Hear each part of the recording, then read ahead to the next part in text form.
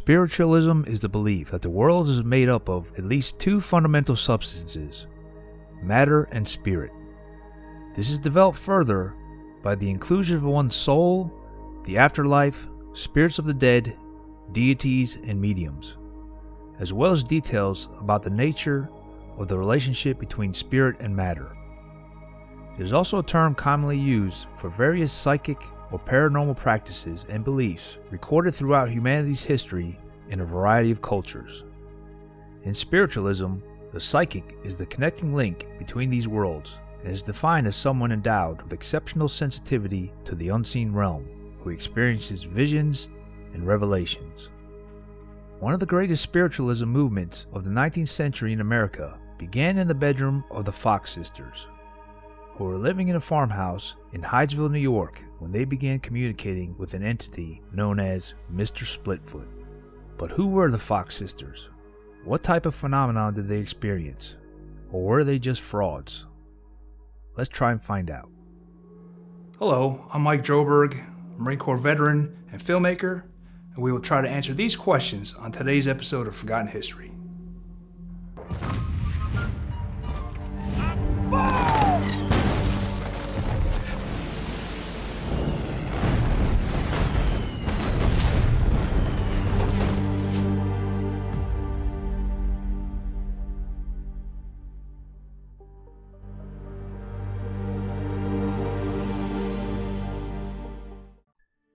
In March of 1848, Maggie Fox, 14, and Kate, her 11-year-old sister, began to share a frightening phenomenon with a nearby neighbor.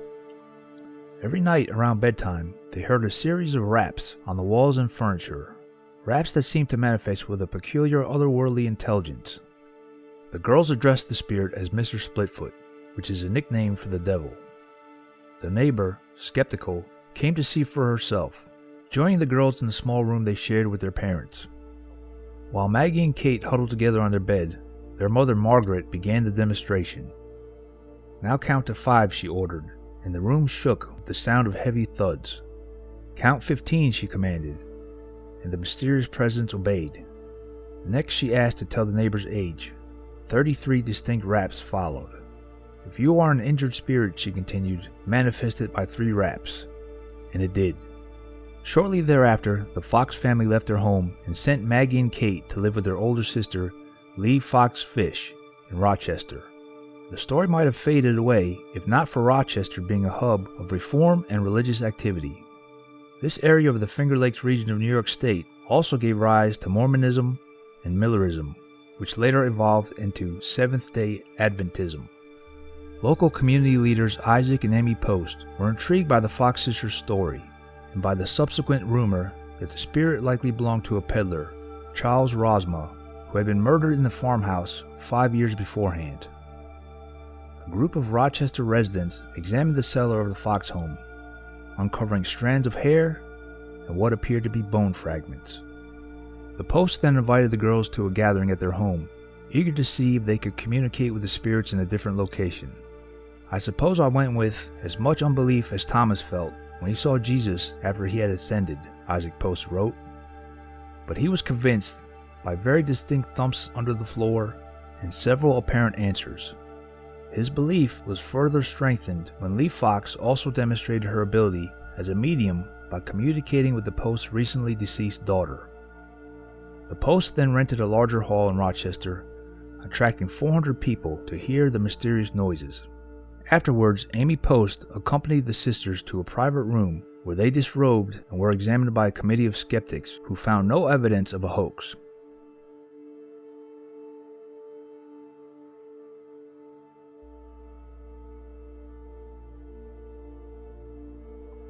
The idea that one could communicate with the spirits is not new. The Bible contains many references about mediums and speaking to the dead. However, the movement known as Modern Spiritualism sprang from several distinct revolutionary philosophies and characters. The ideas and practices of Franz Anton Mesmer, the 18th century Australian healer, had spread to the United States and by the 1840s held the country in a thrall. Mesmer proposed that everything in the universe, including the human body, was governed by magnetic fluid, that could become imbalanced, causing illness. By waving his hands over a patient's body, he induced a mesmerized hypnotic state that allowed him to manipulate the magnetic force and restore health.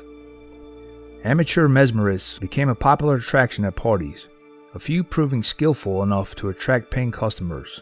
Some who awakened from a mesmeric trance claimed to have experienced visions of spirits from another dimension.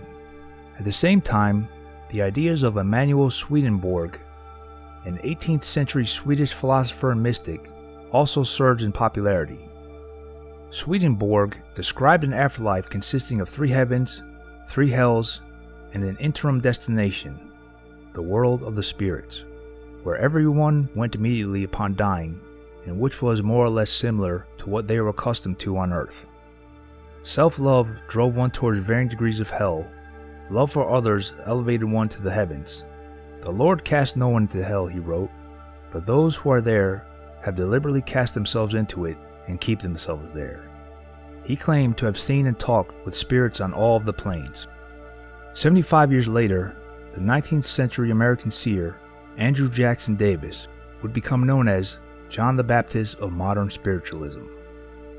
Combining these two ideologies, claiming that Swedenborg's spirit spoke to him during a series of mesmeric trances, Davis recorded the content of these messages and in 1847 published them in The Principles of Nature, Her Divine Revelations, and A Voice to Mankind.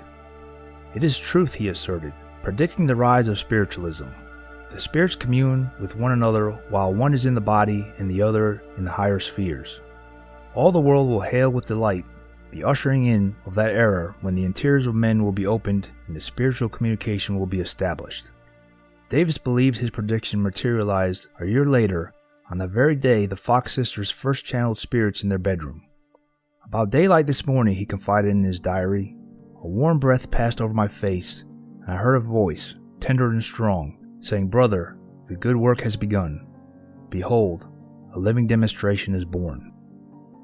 Upon learning of the Rochester incident, Davis invited the Fox sisters to his home in New York City to witness their medium capabilities firsthand. Aligning himself with the Fox sisters elevated his status from an obscure prophet to a recognized leader of a mass movement.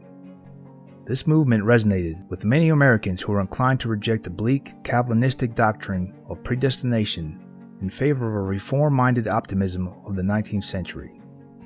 Americans who embraced spiritualism believed that direct communication with the deceased provided insight into the ultimate faith of their own souls.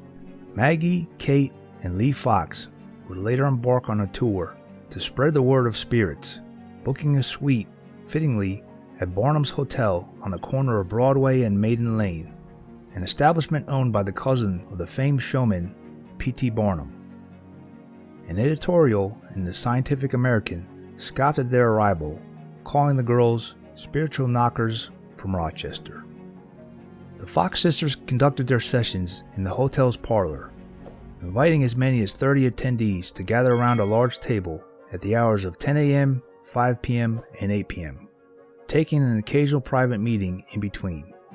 Admission was $1, and visitors included preeminent members of New York society: Horace Greeley, the influential editor of the New York Tribune; James Fenimore Cooper, editor and poet; and abolitionist William Lloyd Garrison, who witnessed a session in which the spirits rapped in time to a popular song and spelled out a message: "Spiritualism will work miracles in the cause of reform."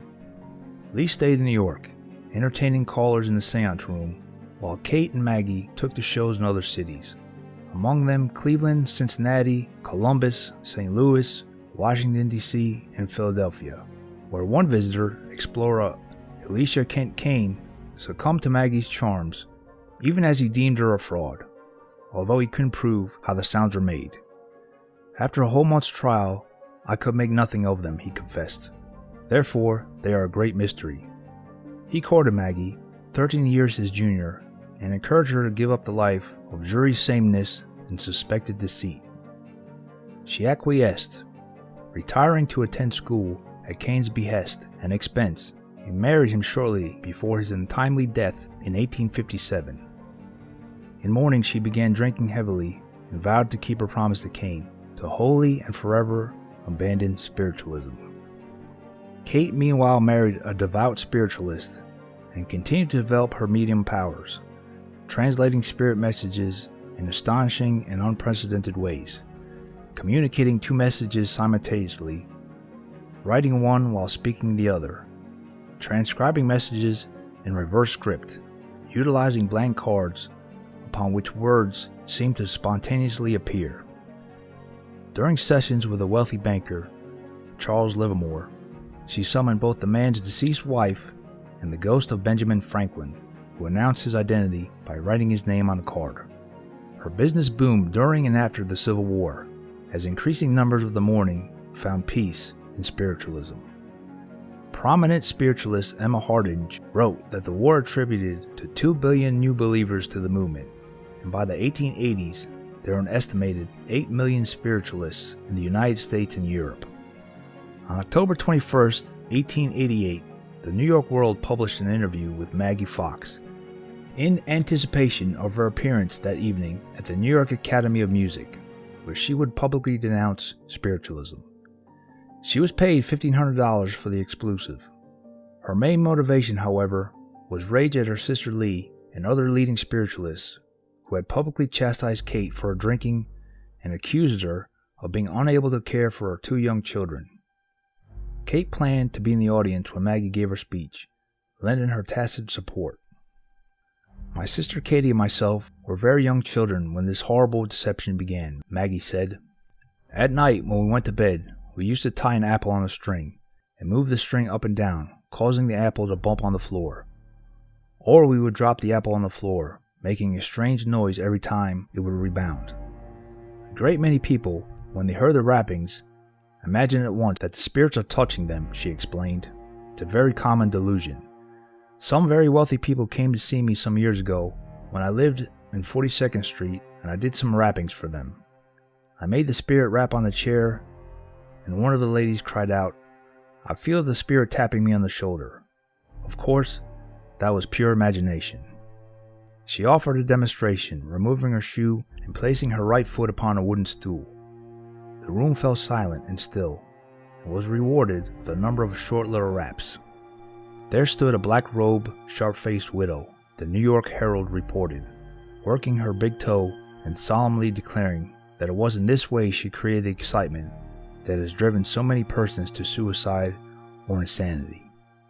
One moment it was ludicrous, the next it was weird. Maggie insisted that her sister Lee knew that the rappings were fake all along and greedily exploited her younger sisters. Before exiting the stage, she thanked God that she was able to expose spiritualism. The mainstream press called the incident a death blow to the movement, and spiritualists quickly took sides. Shortly after Maggie's confession, the spirit of Samuel B. Britton, a former publisher of the Spiritual Telegraph, appeared during a séance to offer a sympathetic opinion. Although Maggie was an authentic medium, he acknowledged, the band of spirits attending during the early part of her career had been usurped by other unseen intelligence who were not scrupulous in their dealings with humanity. Other living spiritualists charged that Maggie's change of heart was wholly mercenary. Since she had failed to make a living as a medium, she sought to profit by becoming one of spiritualism's fiercest critics. Regardless of her motive, Maggie retracted her confession a year later, claiming that her spirit guides had urged her to do so. This reversal incited further disdain from devoted spiritualists, many of whom didn't recognize her during a subsequent debate at the Manhattan Liberal Club. There, under the alias of Mrs. Spencer, Maggie exposed several tricks of the trade, including how mediums wrote messages on blank slates using their teeth or feet. She never reconciled with her sister Lee, who passed away in 1890. Kate died 2 years later during a drinking spree. Maggie died 8 months afterward in March of 1893. Ironically, that same year, spiritualists established the National Spiritualist Association, now known as the National Spiritualist Association of Churches. So were the Fox sisters frauds, or could they really communicate with the dead? Let us know your thoughts in the comments below. Thank you for watching Forgotten History. Please like, share, and subscribe. If you have any comments or show ideas, we'd love to hear from you. Thanks again.